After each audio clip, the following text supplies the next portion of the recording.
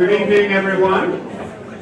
Welcome to the Thomas J. Dodd Research Center on the occasion of the awarding of the 7th Biennial Thomas J. Dodd Prize in International Justice and Human Rights.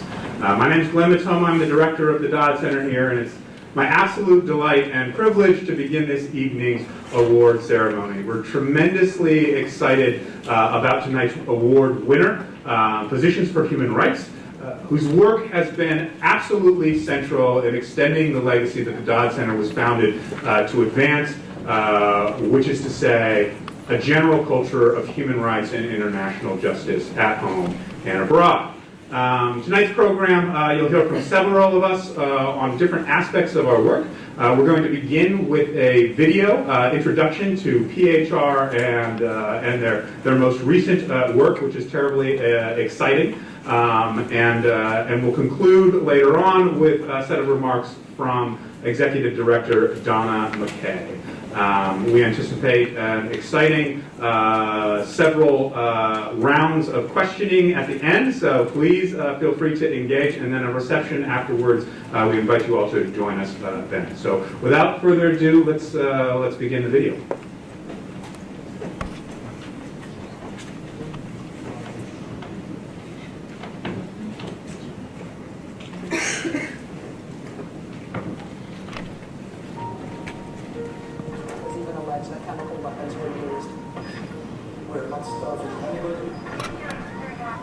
As the crisis intensifies, is the pressure now finally for justice? Doctors are trained not only to heal, but to use their skills to document evidence of a crime. Survivors have a real chance at justice. Physicians for Human Rights brings a critical medical voice to the human rights movement.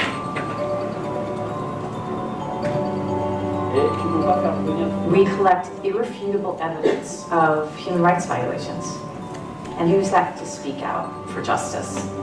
We document human rights abuses to prevent them, but also to ensure that no world leader is above the law.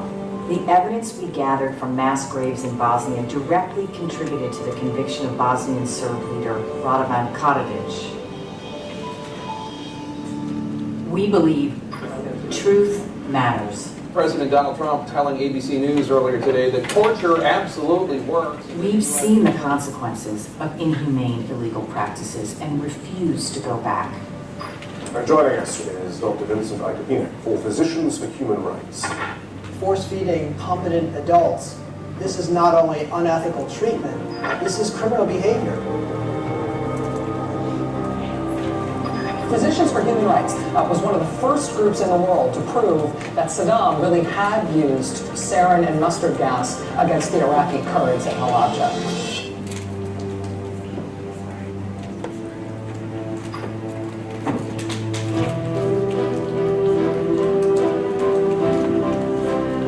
PHR is an international organization, but we don't work in isolation.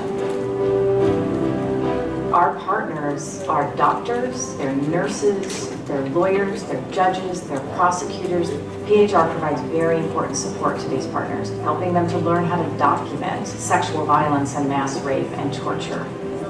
Evidence is what medical workers can contribute to ensuring justice for survivors of human rights violations. But medical workers around the world increasingly face persecution and even death just for doing their jobs. According to Physicians for Human Rights, according to the UN, Syria is one of the worst offenders when it comes to targeting medical professionals as a weapon of war. We have seen the government of Bashar al-Assad dropping barrel bombs on top of hospitals and clinics, as well as the deliberate killing of more than 750 doctors and other health professionals. These are crimes against humanity. It may seem unbelievable, but it's happening, and it's PHR's job to tell that story and make sure they don't get away with it. Excellences, Messieurs les ambassadeurs. Many of the physicians that we work with risk their lives to speak out on the atrocities they see firsthand. Avec PHR, ça donne plutôt une équipe à pouvoir mieux présenter sa plainte, à pouvoir mieux présenter ses preuves, et donc finalement à lutter contre l'impunité.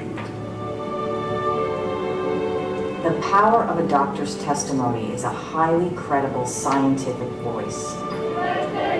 One of the best examples of the unique role Physicians for Human Rights plays is the Campaign To Ban Landmines. Dr. Jim Kobe conducted a field investigation in Cambodia in 1992 and documented that 1 in 256 Cambodians had lost a limb due to a landmine. PHR's findings helped launch a massive coalition to which we brought medical leaders and groups. The findings were so startling that it generated the political will for an international treaty banning landmines. For that, we share the Nobel Peace Prize.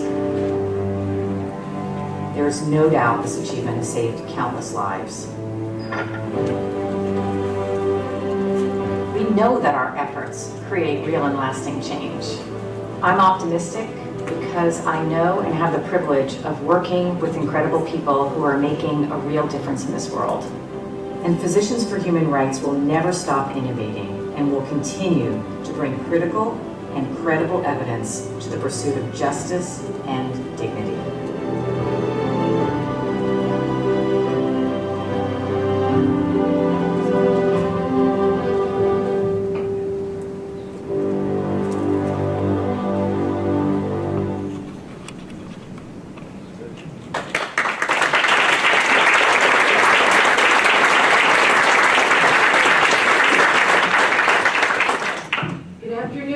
Gentlemen, and thank you so much for joining us here today. I want to recognize two special guests. We have Larry McHugh, Chairman of our Board of Trustees, is up front. And also, your Connecticut Secretary of State, Denise Merrill, is here too. The biennial awarding of the Thomas J. Dodd Prize for International Justice and Human Rights is an opportunity not only to spotlight individuals and organizations making a real difference in critical issues of the day, but to reaffirm our commitment as a university to the ideal of human rights. This is a commitment embodied in the research and teaching efforts of so many of our faculty, in the internships and volunteer efforts of students, in the work of the Human Rights Institute, and in this research center that bears the name of the Nuremberg prosecutor and distinguished United States Senator Thomas Dodd. UConn's commitment to human rights is also expressed in the Dodd Prize. You'll hear more about Physicians for Human Rights shortly, but I want to emphasize that the work they do could not be more timely. For over 30 years, PHR has been a fearless ally for victims of torture and abuse around the globe. They have been on the ground in war zones, in the courtroom, as perpetrators are held accountable, and in the public sphere as advocates of policies that uphold rights and dignity of every human being. At a time when wars have caused the greatest movement of refugees since the 1940s, when governments propose closing borders to asylum seekers and victims of terrible violence, we need Physicians for Human Rights more than ever. I'm so proud to see their name added to the list of distinguished Dodd Prize recipients. Of course, today's event is the work of many people. I want to thank the Dodd Center's National Advisory Board for their work, and I would be remiss if I didn't single out Glenn Matoma, the director of the Dodd Center, for all that he does.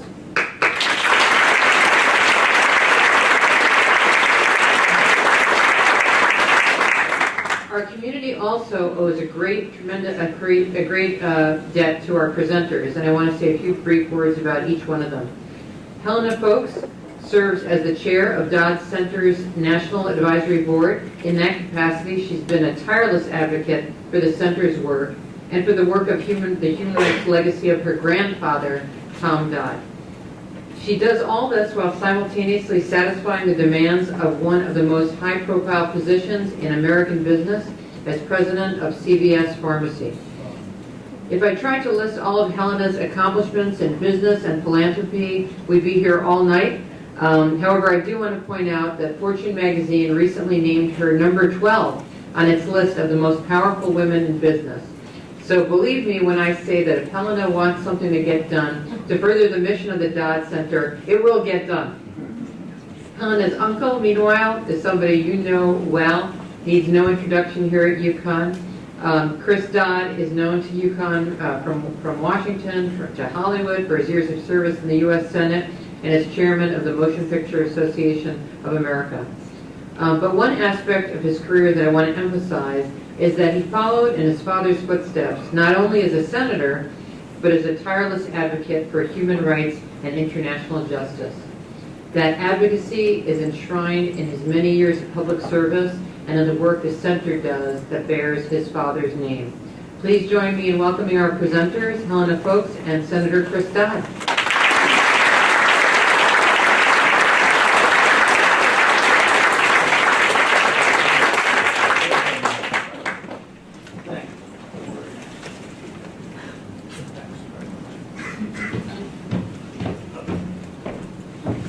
Well, good afternoon, and thank you very much, Susan, for that generous comments. I appreciate it very, very much, and it's a pleasure to be back on the campus of the University of Connecticut and to be at the Dodd Center. So to you, President Herbst, we thank you. Larry McHugh, my wonderful dear friend for so many years, it's a pleasure to be with you as well, and to Helena and Jody, and my nieces, but also, as Susan pointed out, two of the grandchildren of my father, who played such an important role here as well. I'd be remiss if I didn't also mention my sister Carolyn, who's here. I don't know if my brother Nick made it, but he was due here. We never know about Nick, whether he's going to make it or not. So he's here. We hope he's here along the way. And we thank Carolyn for coming out today to be with us. Denise, it's nice to see you as well again. Denise Merrill. I want to mention Dan Weiner. First of all, Dan, I thank you for all your work as well. Dan, thank you for what you do. But I also want to highlight something Susan said as well, and that is about Glenn Rateau. And Glenn, we can't thank you enough. You've just done a fantastic job with the center, and this is once again evidence today of your work day in and day out on behalf of not only the Dodd Center, but more importantly on behalf of human rights, in a sense. You bring great commitment to it, great passion to it, and the university is fortunate. We're all fortunate that you're here. So thank you. How about another round of applause?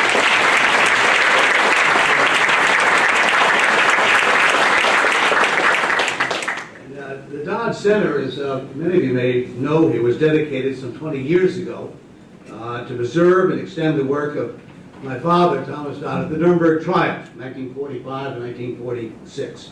The Nuremberg trials were of world historical importance, of course, and even in those days, 1945 and 46, nothing like them, nothing like the Nuremberg trials had ever been done before, as the Allies sought to bring the Nazi masterminds to the court of justice for the great crimes, of course, of the Second World War. Not a victor's justice, but a real justice done by the rule of law before the citizens of the world. I was mentioning to some coming in that growing up around our dining room table in West Hartford, Connecticut, I don't recall an evening when my father didn't refer to the Nuremberg trials at one point or another, the 6 children of us growing up. And we had to memorize some things, including Robert Jackson's opening speech at the Nuremberg trials, and he's part of it. That 4 great nations, stung with injury and flushed with victory, stayed the hand of vengeance by voluntarily submitting their captive enemies to the judgment of the rule of law, the greatest tribute that power ever paid to reason, in a sense.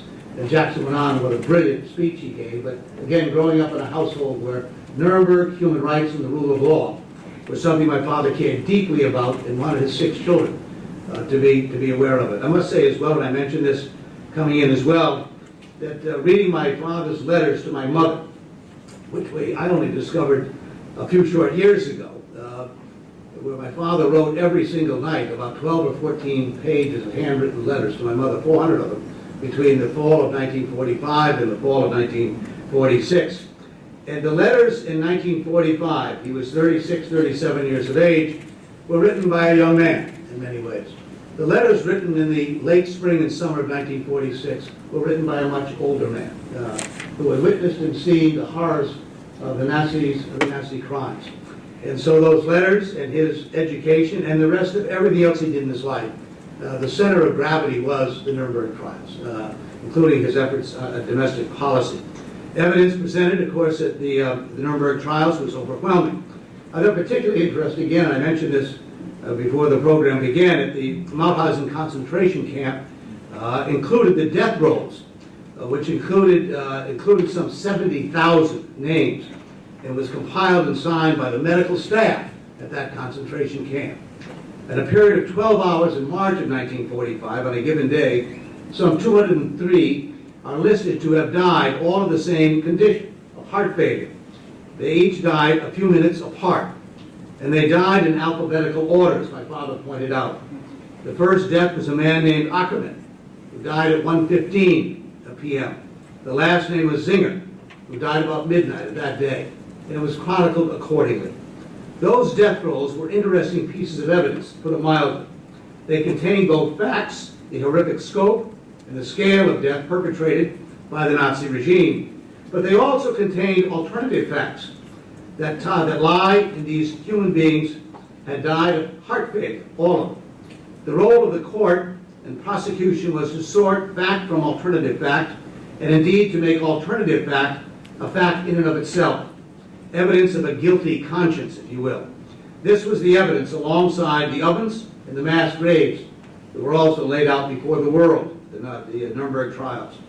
That helped to send 19 of these 21 defendants to be convicted, the majority of whom received a death sentence at the Nuremberg trials, the Nuremberg gallows, shortly after the trial was concluded.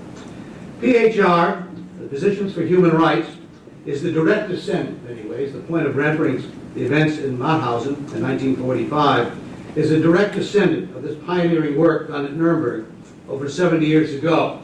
And their creativity and the tenacity and courage of PHR and the dedication to scientific fact would have been an inspiration to my father in his conduct of the trials at Nuremberg.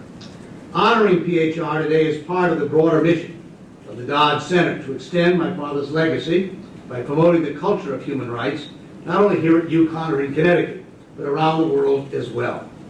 My father's work went beyond Nuremberg, however, and today that is just as important to advancing human rights at home and abroad. Prior to being asked to join the prosecution team at Nuremberg, he was working in the southern part of our country, the United States, helping to investigate and prosecute violent crimes of super races, our own version of a Nazi regime, if you will. After the war, he worked in the Senate, on the floor of the Senate, as one of the 4 leaders of the Civil Rights Act and the Voting Rights Act of 1964 and 65, working to build a broad coalition of Democrats and Republicans, as was the case in those days, to uphold the basic human rights of all Americans in our own country. These fundamental values, which my father fought for over half a century ago, are still in need of defenders and champions today. And I'm proud that the Dodd Center is here to continue that fight under the leadership of Glenn Matoma and the staff who compiled here as well. I'm also proud of the Dodd Center and the University of Connecticut in honoring the Physicians for Human Rights, not only because they are on the frontiers of advancing the legacy of the Nuremberg trials, but because they're committed to embodying these fundamental values. The work of the Physicians for Human Rights gives perspective as to how human rights can be approached and achieved in the most horrific cases of abuse around the globe. Through the work of Donna McKay, Susan Serkin, as well as Tom McHale and their colleagues all over the world, PHR has compiled a remarkable record over the past 31 years, including sharing the 1991, as you heard a moment ago, Nobel Peace Prize for their efforts in banning landmines. Now more than ever, it seems, more so than ever even before, we urgently need to foster mutual understanding, respect, and cooperation for international peace and security, and to develop strategies for peaceful resolution of conflicts. The contribution of Physicians for Human Rights and those the medical sciences are promoting international peace by lending a voice to those who would not otherwise have one, plays such a critical role in the ongoing complex discourse between human rights and science. I thank PHR for their insight, their passion, and their motivation for this work. And what it's been already just today, the time you've given to students here on this university, and tomorrow we will at the Health Center in Farmington, Connecticut. We thank you for not only being here, receiving this, and the work you've done, but spending time with students and faculty here on this campus means a great, great deal. And all of us in this room want you to know that. So I'm truly honored and appreciative of their overall contribution to international justice and human rights. I regret my father's not here today to say thank you for the work that you're doing in carrying on that tradition and the value of science in making the case when human rights abuses occur, as they do, unfortunately, in greater and greater numbers, it seems. So today we salute you for your good work and hope that this award will go a long way as our collective struggle for justice and accountability continues in this world. To present the award, I want to ask my niece, Jody Shue, if she'd come on up and make a presentation to our wonderful guest. And the award is going to be accepted by Donna McKay and Carrie Cirkowitz. Why don't you come on up if you would and receive this award. Jody, you got to lift this thing.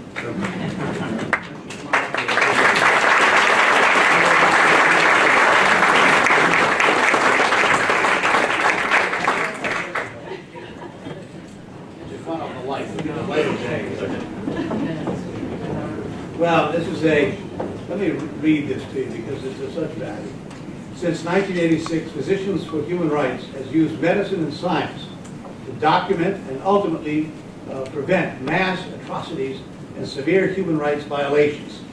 They are fearless allies of the most vulnerable victims of abuse, tirelessly defending human rights on the ground, in dangerous conflict zones, in the courtroom, helping to hold perpetrators accountable, and in the public spheres, advocating for policies that protect the dignity of every human being, of all of us.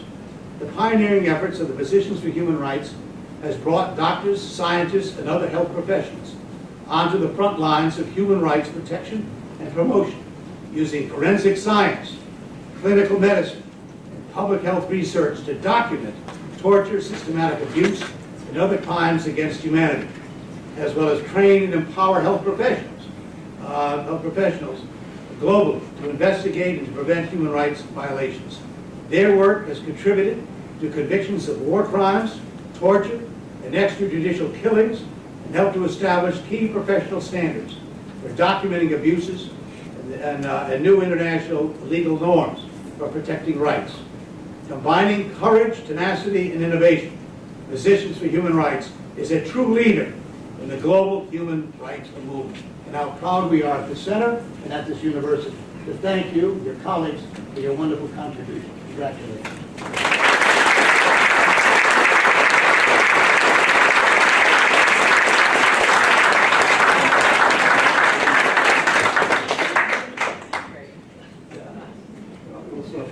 That way, you're the floor. This one.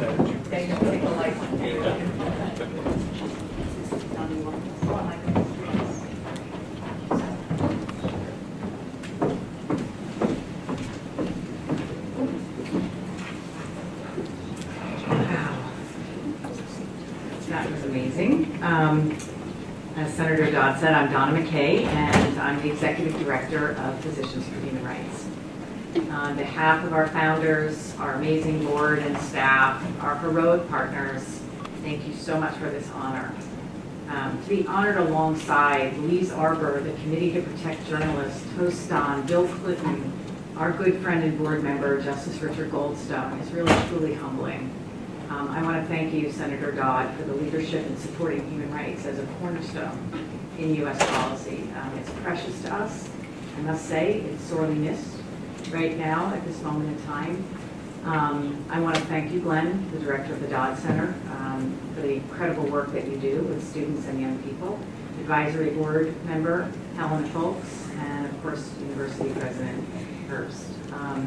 You've been extraordinarily generous host to us today, and we're looking forward to a full day tomorrow. It's really an honor that Carrie and I are able to accept this award on behalf of Physicians for Human Rights. It's a little funny as well, thinking about this award and thinking about both of my parents were school teachers, and to their immense frustration, I often ended up in the principal's office. And it wasn't because of my behavior, trust me, but it's because I would find injustice everywhere. And I was that little kid who challenged the teachers, calling them out for being unfair, standing up against the injustices of elementary and middle school. So today my job, and others at PHR, is to make trouble, working at a human rights organization that speaks out against injustice wherever we see it. and I hope my principal, Mr. Sarango, would be proud of this. So today I'm here to share with you my experiences at PHR, my honest assessment of where the global human rights movement stands, and what you all can do to help PHR build the next generation of human rights advocates. First, a bit about PHR. Physicians for Human Rights is a global advocacy organization. We investigate human rights abuses using the powerful lens of science and medicine. And we know that through evidence, change is possible. For the past 30 years, PHR has shined the bright light of medicine and science to reveal human rights violations around the world. We exposed the use of chemical weapons by Saddam Hussein's Iraqi forces against the Kurds in the 1980s. We documented genocide in Darfur, making the case before the International Criminal Court. We exhumed the graves of Bosnian men and boys slaughtered at Srebrenica. Just last year, one of the perpetrators of that worst war crime in Europe since World War II, Karadzic, was convicted on the basis of evidence that PHR experts gathered some 2 decades ago. The second, Mladic, is scheduled to be sentenced in The Hague later this month. At PHR, we hold fast to facts, the cold, hard, unimpeachable truth that results from painstaking investigation and scientific documentation. And we believe that truth matters.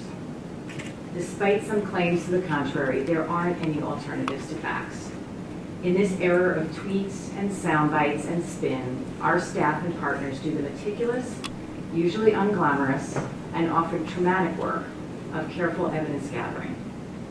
As human rights crimes unfold, or unfolding in their aftermath, we work with doctors, crime scene investigators, forensic scientists, and public health professionals to uncover patterns of human rights violations. Identifying patterns of violations enable us to determine, for example, whether crimes against humanity have occurred, since they're defined as widespread and systematic. Where there are patterns of abuse, there are perpetrators who set them in motion. So we and our partners take the evidence we uncover to courtrooms, so the perpetrators will be prosecuted and held to account. Sadly, the need for PHR has never been greater, as human rights crises demand our attention on virtually every continent today. Take Myanmar. 600,000 members of the minority Rohingya ethnic group have fled across the Myanmar-Bangladesh border in just a few months. 600,000. You've seen the haunting images and heard the traumatic tales of violence. Children ripped from the arms of mothers and hurled into fires. Entire villages torched to the ground. Burmese attackers call them cockroaches, echoing the kind of hateful language that fueled genocides in Rwanda, in Bosnia, in Germany. And while this madness is being conducted by the country's military, it's all taking place under the watchful eye of the country's civilian leader, a Nobel Peace Prize laureate, Aung San Suu Kyi. The irony is devastating. So today, a team of PHR experts have rushed to the front line of this catastrophe. They're there to conduct the crucial, painstaking task of documenting evidence of atrocities. They'll use their medical and public health skills to evaluate physical and psychological injuries. They do this at the request of local human rights groups who hope that PHR's scientific evidence will outweigh the current propaganda. PHR's role in the human rights movement is unique. We ask doctors and health professionals to use the skills they've acquired, their code of ethics, and their innate sense of humanity to become valiant defenders of human rights. It's really part of the simple genius of our organization's founders. They saw a gap in the human rights field that health professionals needed to fill. I think those same founders would agree when I say that today our role couldn't be more crucial. Governments and international institutions are failing the victims of human rights violations. Too many leaders incite fear and even hatred of others. Parties to conflicts systematically flout humanitarian norms with impunity. I'm under no illusions that we're winning the struggle for human rights. But I am here today to talk to you about how the movement must pivot, how we have to enlist experts like doctors and other professionals in this campaign for our rights, and how you all can be a part of a greater drive toward building a world that is more fair and more just and more humane. 12 years ago, on the same stage, South African jurist, Justice Richard Goldstone, explains how the crucible of the Second World War defined our modern conception of human rights. The opening salvo was the 1948 UN Universal Declaration of Human Rights, whose 70th anniversary year, by the way, will be launched next month. The declaration, accompanied by the war crimes tribunals in Tokyo and Nuremberg, further galvanizing the ideas of universal rights and justice. It's at Nuremberg that Thomas J. Dodd, the center's namesake, cross-examined some of the world's greatest criminals, war criminals. He would later call the trials an autopsy on history's most horrible catalog of human crime. Fitting for us that he would use the word autopsy. A decade later, at the height of the Cold War, the human rights movement began to take shape.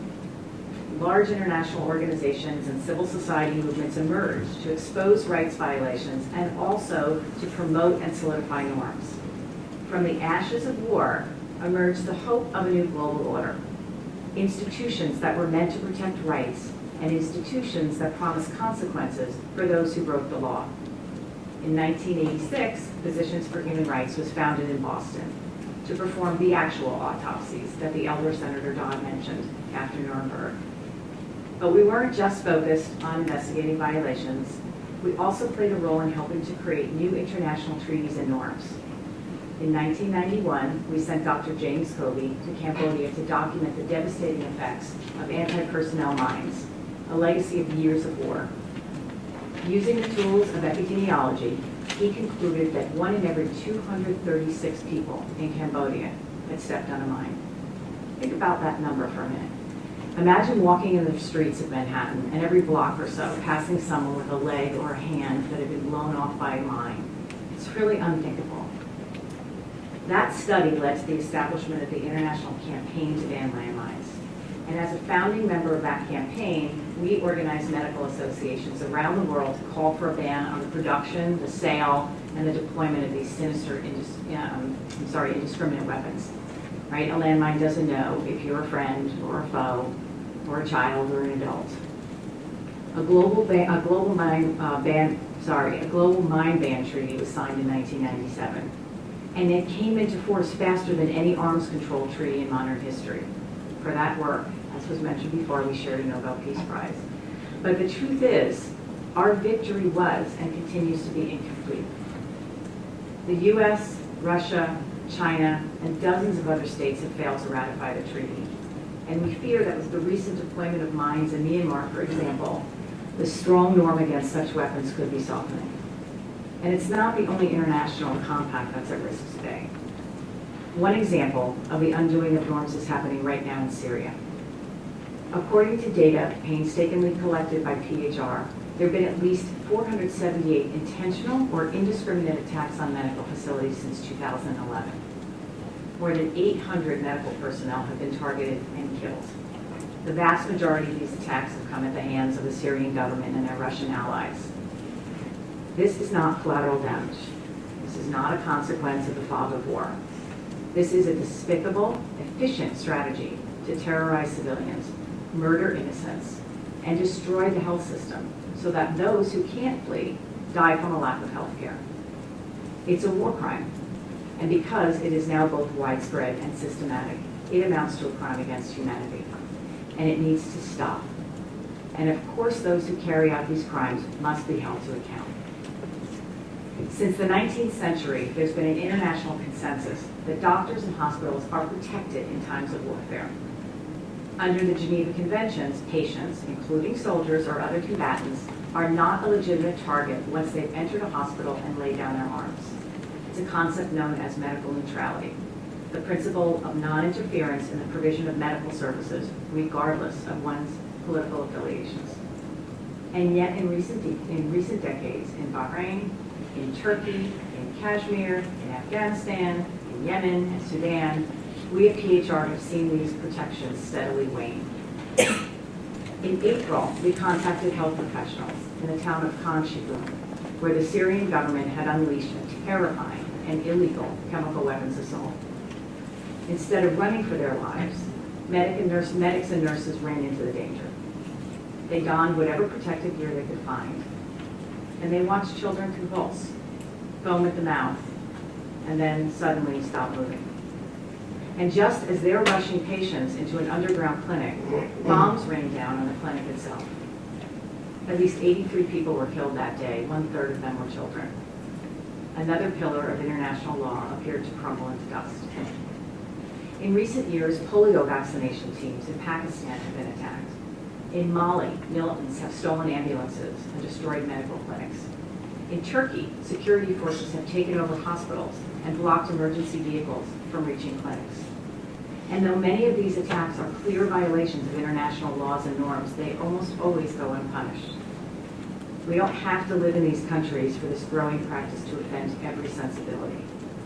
At Physicians for Human Rights, we're marshaling a global movement of health professionals and their allies to say no more. We will not look away. We will not tolerate the murder of one more doctor or the bombing of one more hospital. And we will call out these atrocities wherever and whenever they occur. Because here's the thing. Laws and rights and norms like the prohibition against attacking hospitals or a global ban on landmines aren't just one. They have to be defended every day. But how do we do that when we sense that governments are failing us? When international treaties are routinely ignored? When members of the UN Security Council are paralyzed by their politics? When I first joined the human rights movement, we were at a similar junction. The Reagan administration was rolling back the implementation of human rights standards globally. But that's exactly when I joined Amnesty International. Because each time the movement has had setbacks, we've rebuilt with greater strength. We don't fully know yet what will rise from the ashes of these times, but it's clear that it's time for everyone, physicians, but also engineers, teachers, and lawyers, really everyone who believes in human rights, to build a popular movement, not just of resistance, but of hope. A movement to support human rights that isn't just elite organizations and Western leaders, but a movement of all, by all, and for all. We alone will be able to lead a popular movement, but we're optimistic that we can mobilize physicians, nurses, scientists, and others in the health professions to bring their specialized skill set and inherent credibility to the goal of reclaiming lost ground and furthering human rights. In many ways, this group, because of its stature in many communities, has an inherent credibility and thus a disproportionate impact. So we intend to double down, to invest in growing this network. To do that, we're becoming force multipliers. We'll plant the seeds of humanity in fertile ground, and there's no more fertile ground than in the minds and hearts of health professionals, those who are trained to heal and to protect. Let me give you an example. One of our close friends and dear partners is a man named Dr. Denis Mukwege. At his Panzi Hospital in the Democratic Republic of Congo, he performs gynecologic surgery to repair the bodies of women and girls who've been brutally raped. But after years of doing this painstaking work, he realized he could no longer just repair the broken bodies of his patients.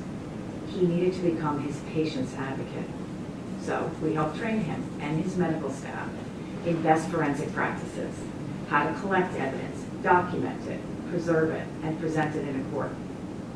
But it takes more than receptive health professionals. We also work with lawyers and police officers and judges to ensure that evidence can be wielded during judicial proceedings. Dr. Mukwege is now a leader fighting impunity for sexual violence in Congo and all around the world. And the same thing has happened in Kenya, where nurses we've trained are becoming trainers themselves.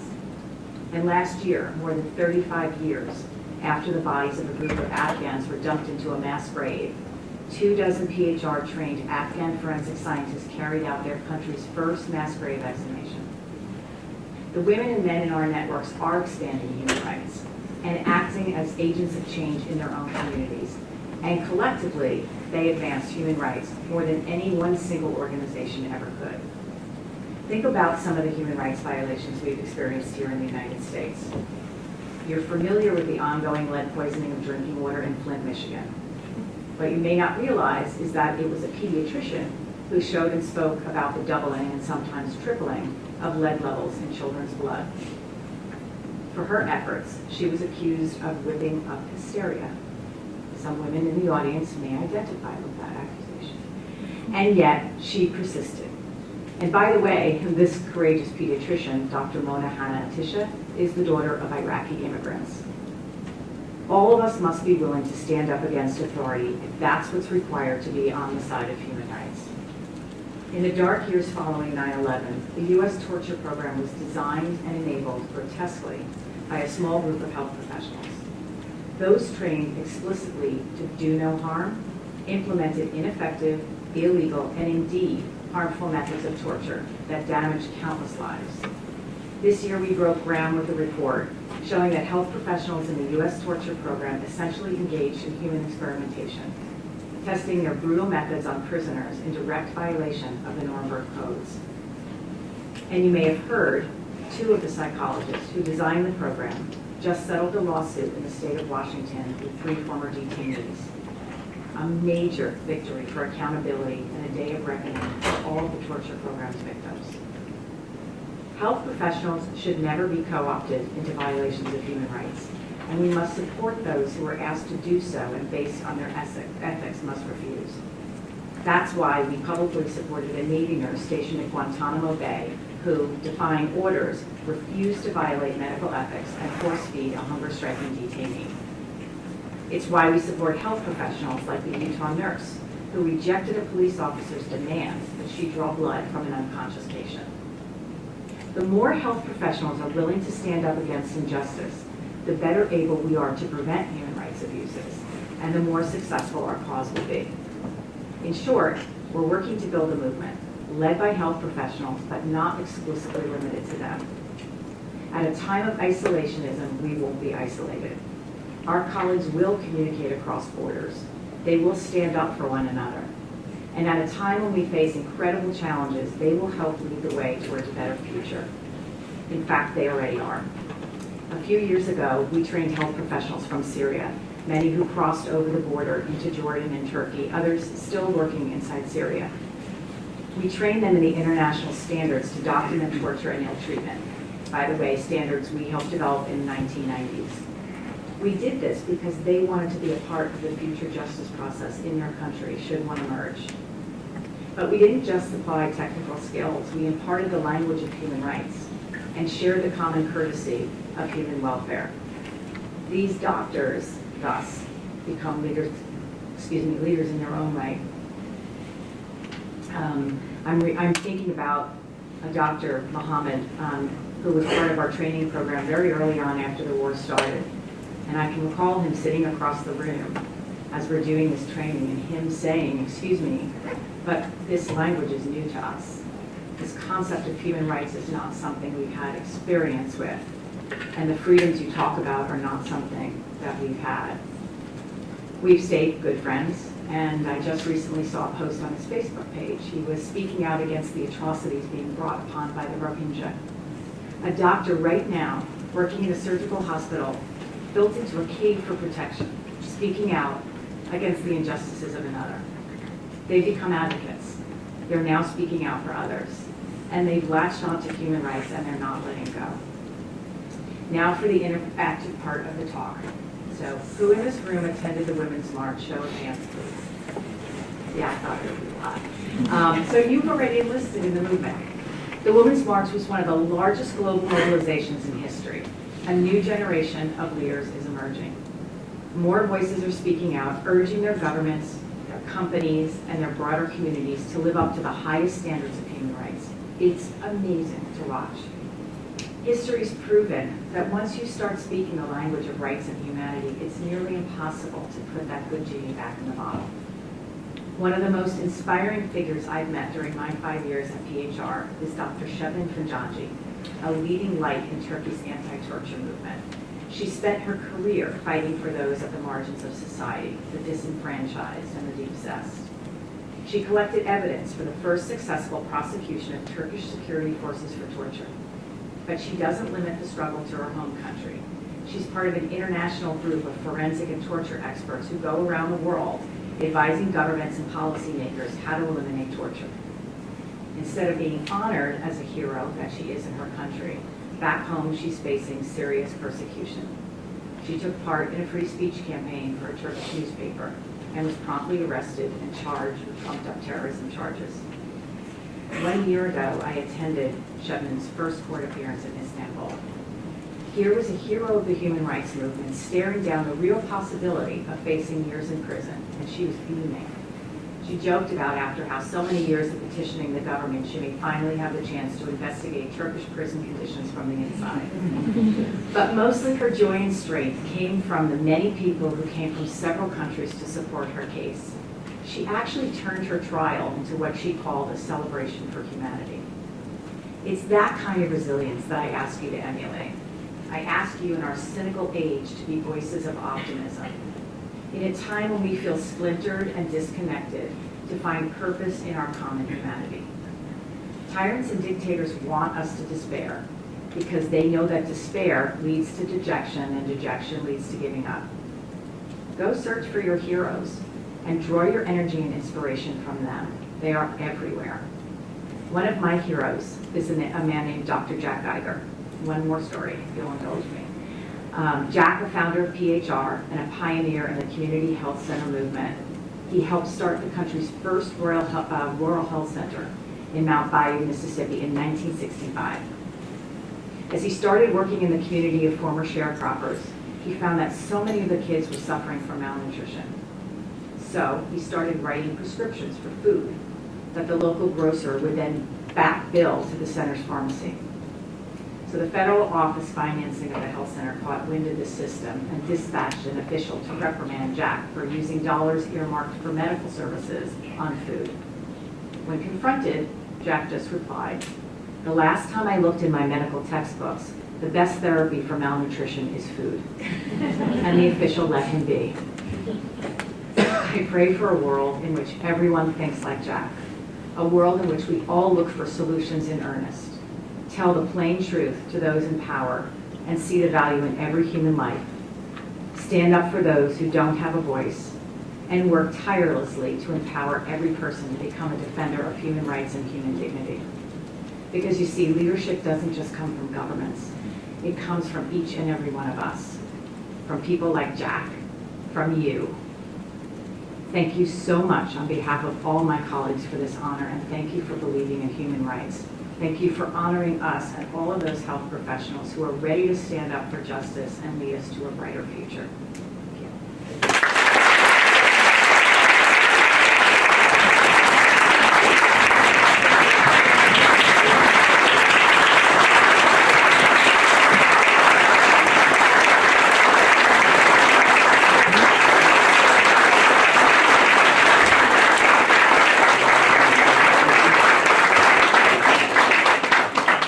Thank you.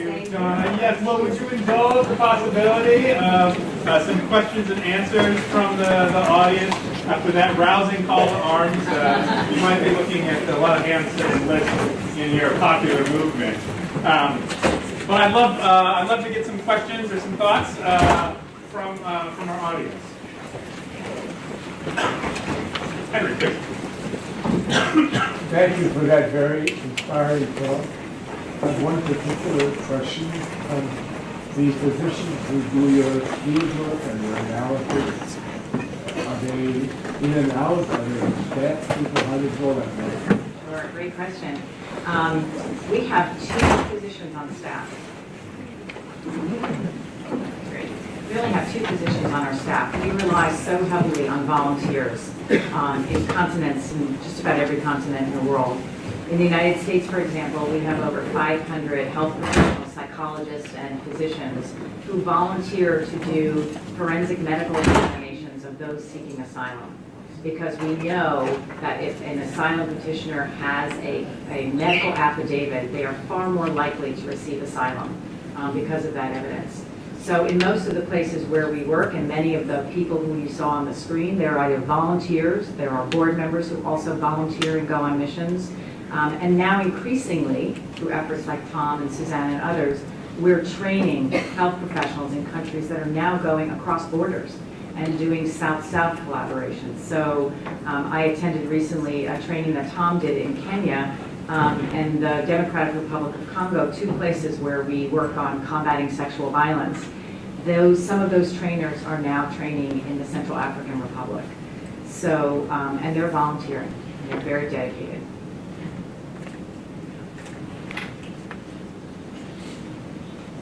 I was struck by the comment you made about the human rights framework being foreign to many. It struck me because it appears to me that it's foreign here as well. Well, I mean, the connection between the Declaration of Universal Human Rights, or the Universal Declaration of Human Rights, and the Declaration of Independence in this country is not one that Americans seem to appreciate. How do we make that framework, the human rights framework, feel native, feel normal again? Wow. That's a very big question. I'm not sure that I can answer it. I mean, I actually think it might be for you all at the university, right? Because it really does. We don't have civics anymore. We were talking about this at lunchtime in our basic education programs. But your center and seeing how multidisciplinary your program is across all fields is really quite extraordinary. I wish I had an answer for you. Maybe somebody else has a moment of inspiration from my team. How do you make it? But I absolutely agree with you. And the example that I gave of a Syrian professional saying didn't have a concept of human rights, I didn't mean it's exclusive to Syria. You're absolutely right about the United States. And even in pointing out the fact that that we need to go to Myanmar to bring scientific evidence. It's not just for the Myanmar, the Burmese government. There are people in the United States who actually believe the propaganda of that country. So there's a lot to do at home as well. I don't know, Susanna or Carrie or... I would just add one thing. Hi, everybody. I'm Susanna. I work on the HR. Susanna Sirkin from Film. But as Donna mentioned in her speech, the 70th anniversary of the Universal Declaration of Human Rights is being launched globally by NGOs and also through the Office of the High Commissioner for Human Rights based in Geneva. Apparently they're going to do big events around the world. But having worked on this over decades, I believe that education, including all the way starting at primary education on human rights, as well as for the U.S. core civics, is really critical.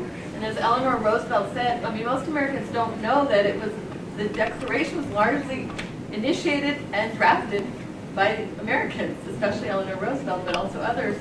And there are many schools now, or universities, where on graduation, people are given a copy of the Declaration. I saw at the Dodd Center right at the entrance, you have the little booklet. I know at Harvard Medical School and Harvard School of Public Health, sometimes at their opening ceremonies, they're handed this too, and I think it's one way to start. Among many. But the other thing is, as Eleanor said, we have to start in the small places, in our neighborhoods, and understand it as human rights. But one other thing that gives me hope about it becoming more of a common language, because in our times right now we feel that there is a disrespect, but there is a pushback. And when I started at PHR, no one in the United States used the word right with the word health. And now everyone is talking about the right to health. And a lot of people in this country and politicians and leaders are saying we have a right to health. So that is progress. So I think it is becoming a household word more and more. So that's what gives me hope. I'm glad Susanna just used that example because we at PHR, we're all optimists. We have to be, or we wouldn't be able to do this work. And back to Jack Geiger, I recently asked him, this was in January during the debate on the Affordable Care Act, and I said, Jack, give me something positive to bring to students. What positive message can you deliver? And he said, try taking away health care from 23 million Americans who've just received it. So, we are making progress, we are moving forward, but people actually see that as a right. And that's a very new concept for people in the United States. Thank you very much.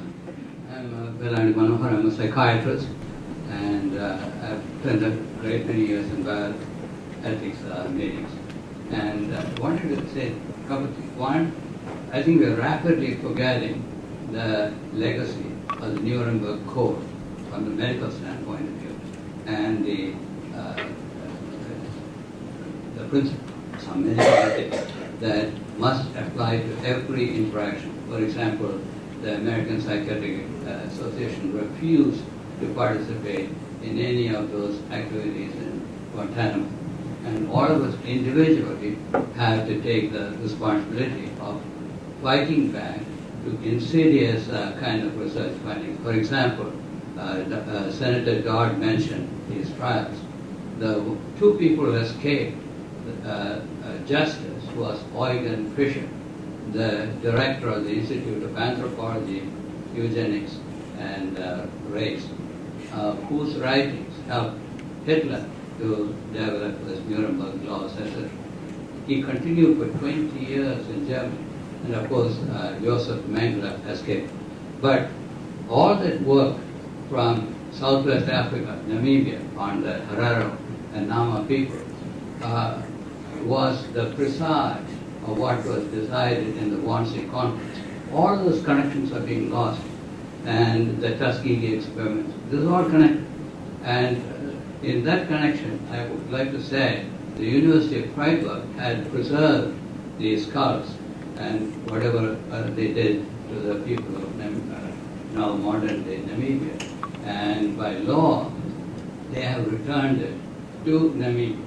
So these victories are happening, but individually, to get rid of the health disparities and bring in health equity, where the underserved are helped to the point where zip code is not destiny. The Nuremberg Code is integral, and the doctrine of double effects is critical to every decision we make in funding of healthcare. I love that quote, zip code is not destiny. I mean, It was satisfying for me, coming from a very poor country, that in this country zip code is destiny. Yeah.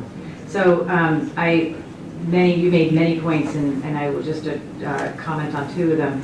The American Psychological Association we are very familiar with, and worked for over a decade with activists within that society, because they were one of the few medical associations that actually did not take a stand on torture at Guantanamo. And PHR worked to produce evidence that we could give to these advocates within the American Psychological Association. Many, many, many members tore up their membership card and left the organization in protest. I always encouraged them to stay so that they could fight from the inside. But last year it was a major victory, right? So the activists at a membership meeting overthrew the entire leadership of the APA and replaced them, and they passed since some very strong and good language about not allowing psychologists to participate in interrogations in national security settings. It was a very big victory. They did push back, and we pushed back even harder, to my point earlier that no win stays won. But I think the idea of working with medical associations is so important for us as we think about building this movement, because I often think about how many human rights violations can actually be prevented. So we're not just on the justice side of it, but we're on the prevention side. And I can't think of a profession that plays a greater role or has a capacity, maybe there are, but I'm prejudiced, than health professionals. We talked about this earlier in a class this morning, that if you just use the example of Guantanamo and torture, it was the psychologist, this was Mitchell Jessen with the lawsuit, who actually designed the program and said it's effective, you can use this, and it's an effective tool. And it was the health professionals, the doctors and the nurse practitioners, who were in the room when patients or detainees were being tortured and saying, you can go a little bit further, or now you have to stop. Had it not been for the role of these two health professions, there's no way the lawyers, Bobby and you, would have signed off on these torture memos and said it's legal. So you had doctors and psychologists saying it's safe and effective, now it can be legal. And so we think a lot about that at PHR, about getting on this other side of it in the prevention manner, and the associations are really the way to go. Your videos are shown all over. I was wondering if whoever makes these videos, they could have some shots of the current 6-7 principles of medical ethics and the Nuremberg Code, so that we can keep that education going. We must remind people that each of us have the responsibility to make sure those never die. Did you hear that, Paul? Yeah. We're very fortunate to have our long-standing of decades partner, Paul, who made this beautiful video and has worked with us on a number of projects. So, note to file, Paul. Has PHR tried to get access in Turkey to investigate the Armenian genocide / non-genocide, or have some things happened too long ago that you just let them rest in peace or non-peace? I'm just looking at Susanna to see if she wants to take that, because it is before my time. I can talk about current Turkey. I wouldn't call it a statute of limitations precisely because we care about history a lot, but we, in most of our work, have not gone, we've worked mostly in a contemporary context. We haven't gone back very far in historical, maybe, since the Universal Declaration on, most of our work has been at least from the 70s and on, just because it's really difficult and impossible to, for us as an organization to go back even to World War II. We were once asked to look at a grave in Poland, for example, where it was believed that local community members hid the graves of Jews in a village, and we decided we just couldn't go back to World War II, so the Armenian genocide, sadly. But we talk about it as part of the historical narrative and the importance of historical reconciliation, historical reckoning, historical truth.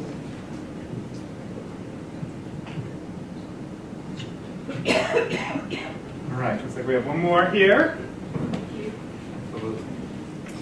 Hello, thanks for your great speech. My name is Mei, and I'm an international student here from China. Until I come to America, I start to know the word human rights. And for this specific case, can you explain to me what's human rights? What are human rights? Yes, I'm so confused. It's simple, but it's also difficult. What's human rights? Can you repeat what you said about coming from China that you did have or did not have? I'll say never touched this word or have never thought about this word until I come here. So it's very new. So I'm sure everybody would answer that question perhaps a little bit differently. For me, it's about having freedoms, fundamental freedoms, and a sense of humanity in the way in which we interact with each other. It'd be a great exercise to pass around the room and say, what does it mean to you? But I think that, Great, sorry. No, it's I'm sorry? We've got some classes she can take. Oh, okay, great. And also, there's still many poverty and disease in America, and you choose to go outside to cure other people in different countries. What do you think? Why don't you choose to stay and, make America better? So we have this conversation quite a bit at PHR, whether we should just work on domestic U.S. issues, but we do consider ourselves an international organization that's headquartered in the United States, and some of our earliest work, in fact, the very first project PHR ever did was in Chile during Pinochet's regime. But more recently, we've really had to look at how we spend our resources and time because the situation has become so problematic in the United States, and so the question is, should we devote more of our resources here? Yes and no. We are just devoting more resources, period. And so our concern is that one of the reasons to devote here in the United States are for the obvious human rights violations and how much our country had served as a leader and exports good and bad policy. But at the same time, over the last 9 to almost a year now, many people in the United States have become so inward-looking, and for good reason. It's understandable. But the problems in the world continue to unravel and unfold in horrific ways, and we don't feel like we can afford to turn our back on the partners that we work with and the work that we do. So maybe some of those people that we train in the countries I mentioned should come to the United States, and they should do some human rights training and documentation here. Wonderful. Well, join me in thanking one more time.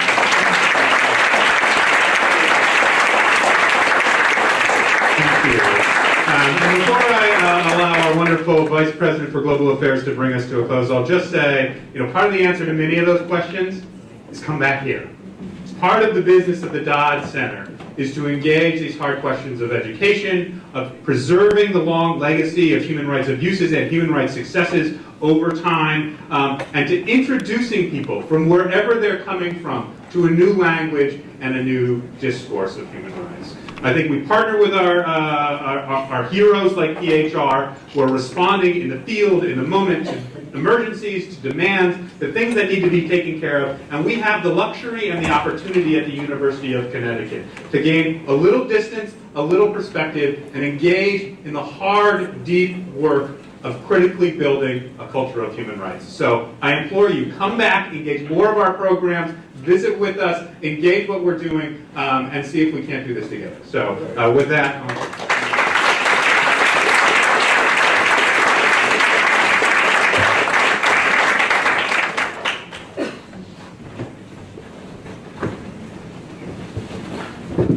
thank you, Glenn.